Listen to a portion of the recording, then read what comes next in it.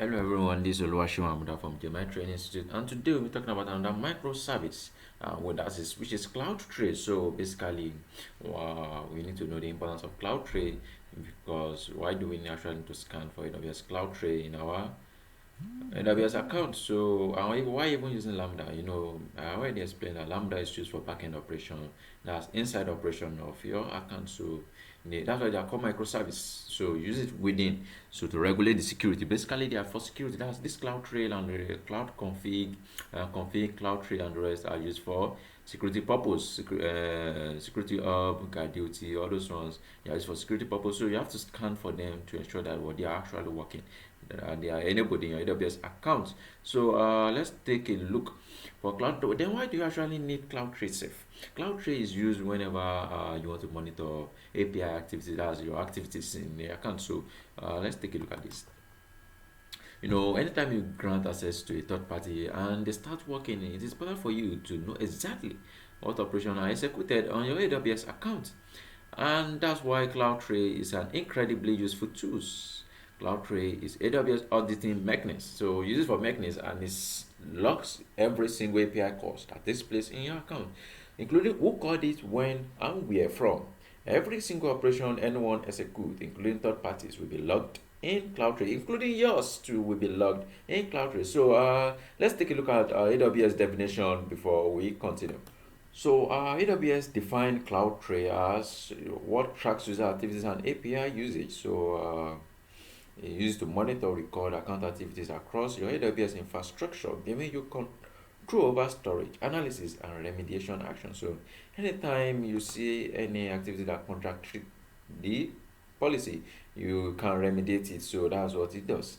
As you can see, it stores, it monitors, and it analyzes. So those are basically the things it does. It records users' activities and API usage in AWS service. So that's what it does. Auditing activities, identify security incident, troubleshoots operational issues.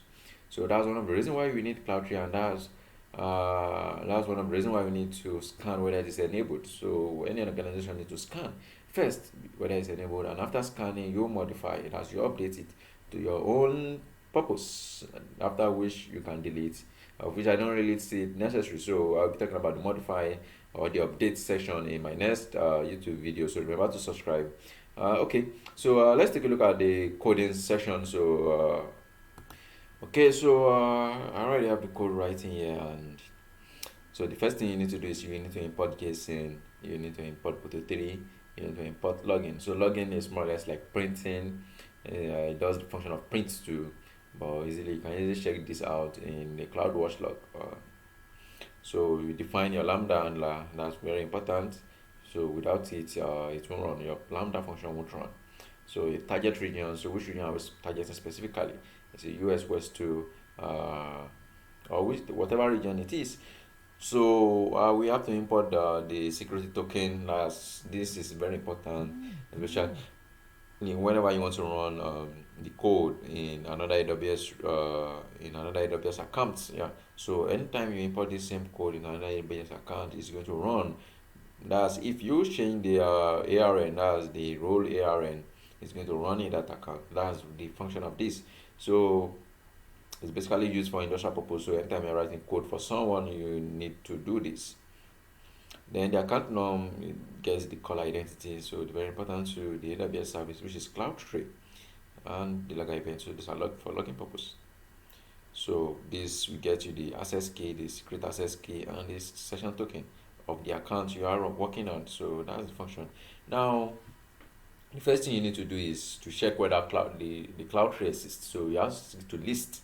So basically, anytime you want to deal with microservice, the first thing, especially whenever you want to scan, the first thing is you have to list. That's if it is possible to have more than one. So if it's not possible to have more than one, you just go directly to describe. So you have to describe the status of this service. So it's going to give you every information. If there's nothing right in there, it's going to bring out disabled. So you are going to program so that it's going to bring out disabled. So that's the function for boring CloudTrail. You can have more than one, unlike config, whereby you can only have one recorder running at a particular time. So in this situation now, you can only have one.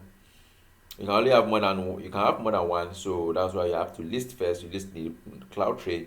Then after which, if the length is greater than 0, that's if it exists, that's why I use this. So basically, anytime you're writing a Python code, you use if, especially when dealing with Lambda. If and S4, that what to whenever you want to like bring out a particular parameter from a response. So that's what you actually use it for. So we talk about the status. That's very important. That's what you actually want to check out for.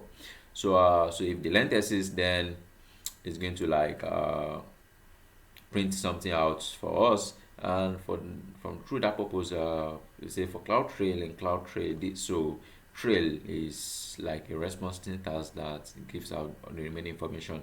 So let's take a look at Boto 3 documentation. So okay, so this is Boto 3 documentation, and let's go to lists. So list trace. Okay, so as you can see, you have the trail ARN and this trail, so you have to bring this out, put in square bracket. Then it's going to bring out this information for you: the trail ARN, the name, the home region, and the next token. That's if you have more than one. So that's what it does basically. And let's go back to our coding session. And okay, so once you are done with the listing, then you get this, you append it with this.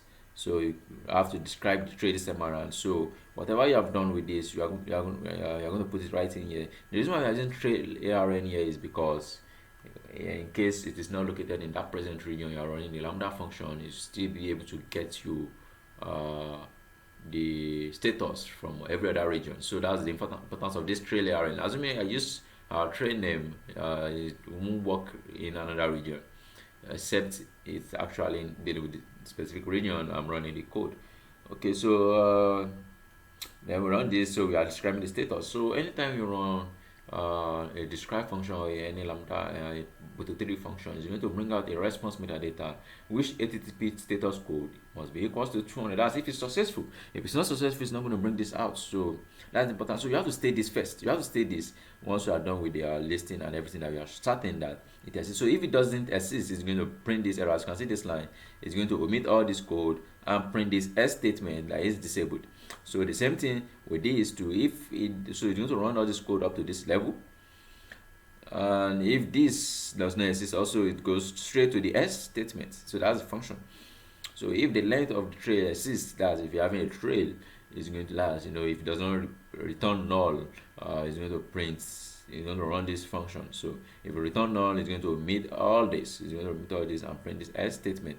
So that's the function of this. So you can actually get this in the 3 sections. So the trace. So if you want to get the trace status, which is very important, you get it from the, you search for it as get trace status. So it's going to like tell you if it is currently enabled, as if it, whether it's logging. So logging simply means it's recording presently, like it's storing the information in the S3 bucket.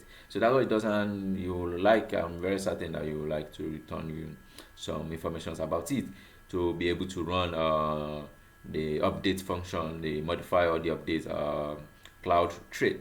So that's the important of this response. So it's going to store in the cloud version. From there we get the this information. So okay, so let's run it in the Lambda. So how do we do that? Okay, let's go to the Lambda function and run this code. Okay, Lambda. So let's create a function. Let's call it scan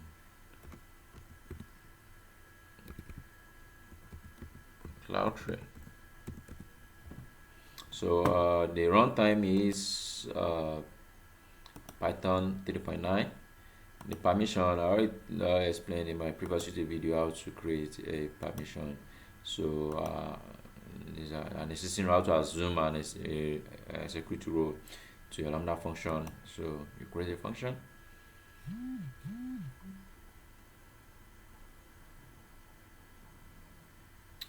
So okay, so this is this by default. This is the default Lambda function that's going to print out for you at first. So if you run this, it's going to like ask you to get something for yours. So let's scan.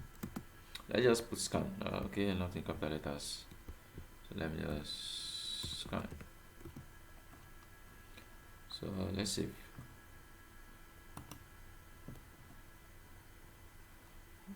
Now let's test it out. So as you can see, it's going to print out the response for you. So that's it. So it's going to print out response for you. Okay, as you can see, succeeded. So, but this is not what actually we want. So how do we import the code? So okay, let's go to file manager. The location of this particular is located in the DCIM. So let's go to the location and get it out for us. So you have to convert this to zip file. And how do you do that? You click on add to archive, you click on zip, then you click on OK. So it's going to like replicate it right in here. Then we go back to our Lambda function. Then what do? You click on upload. So you click on upload from this, upload it file. You can either upload from the S3 location too, but let's upload it from my system. So this is it. You open, then you save. So saving.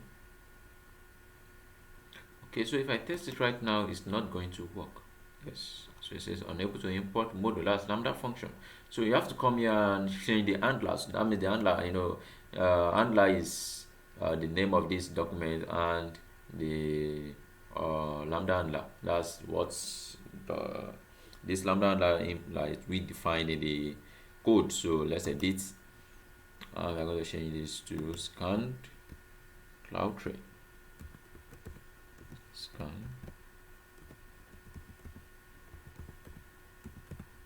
Scan CloudTrail, as you can see. Then we save.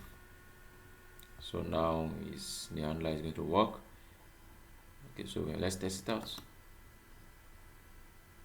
Okay, it says unable to import. So CloudTrail scan. Let's check the problem with it.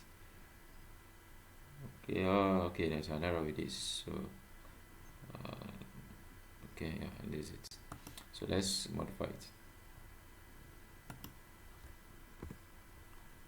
Okay, so let's save.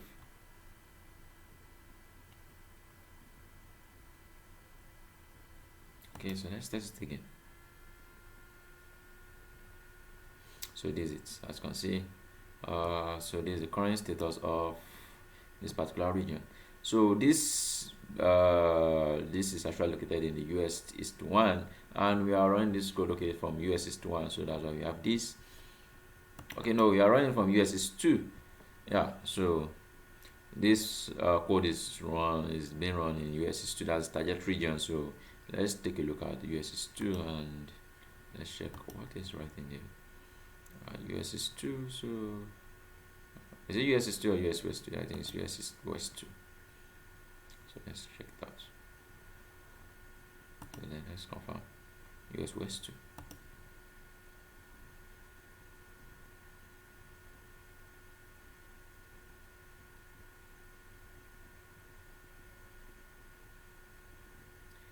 Okay, so we need the trace and leave it. So we have been to right in here. It says this for US West 2, which is this. This is off, this is login. So that's it, and that's the way it works. So it's going to return this. Okay, okay, this is now assigned for Monty, I think so. But original, let's check something. Let's check the Lambda code again. Okay. So what's the print? So it says it's currently disabled for US East 1. So definitely this runs only on US East 1. So let's check it out. US East 1. So this is Oregon. So let's check US East 1 out and see what's happening US East 1.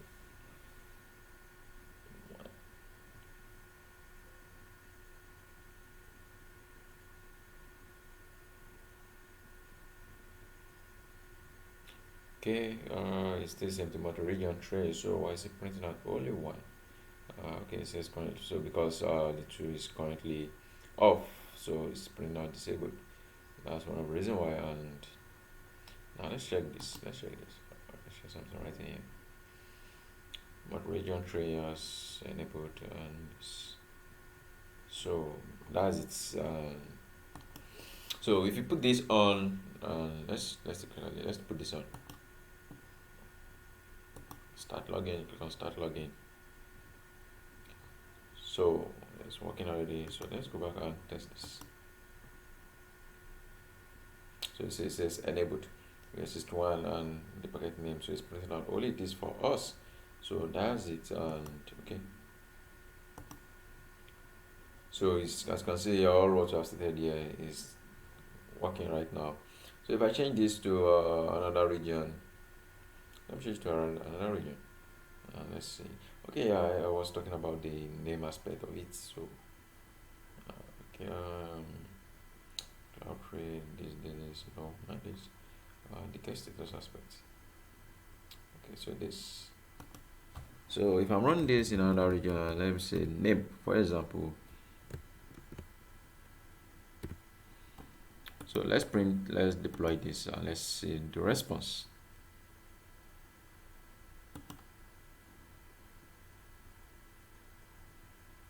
So it says an error has occurred because this is not the region whereby it's been specified. So if you take a look at Bluetooth 3 session documentation, so let's take a look at it. This at least, so let's take a look at describe. We want to describe trail. So in here right now it says you specify a list of trail names, trail ARN, or both of the trail to describe. The format of a trail ARN is this. So the reason why you are actually specifying this is because if you wanted to like move across region, you see, note, if one or more trail names are specified, information is returned only if the names match the names of trail belonging only to the current region. So to return information about a trail in another region, you must specify is trail ARN. So that's it. So you have to specify the trail ARN for it to like move across region. So that's just the way it works. So now let me change this to USS1 and let's see what's going to happen. Okay, let's change to USS1. Okay, so let me return this back to its normal function. Let me change this to USS1, the region, and you see that I'm going to print out the def function aspect of it, the din function. Okay, where's this? Because it's everything was created in USS1, that's not Virginia.